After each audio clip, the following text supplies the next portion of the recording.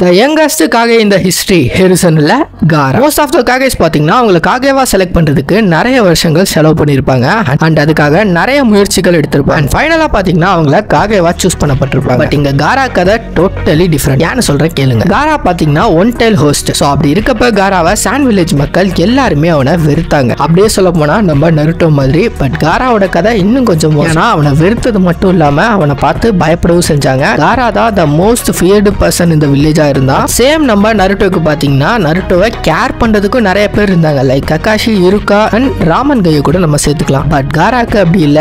அவனை கேர் பண்றாங்கன்னு நினைச்ச ஒரு பர்சன் கூட அவனை பீட்ரே பண்ணிருப்பாங்க. பட் காரா இங்க த மோஸ்ட் ஃபியர்டு பர்சனா இருந்துமே இயர்ஸ்ல இதாண்டா டிரான்ஸ்ஃபார்மேஷன்ற மாதிரி வில்லன் இருந்து ஹீரோக்கு மாறி இருக்கான். வெறும் 3 வருஷத்துல ஒட்டுமொத்த சாண்ட் வில்லேஜும் காராவை லீடரா சூஸ் பண்றாங்க. ஆல்சோ அவன் நல்லவனா மாறினதுக்கு நருட்டோவும் ஒன் ஆஃப் த ரீசன்றது ஹாப்பியா தான் இருக்கு.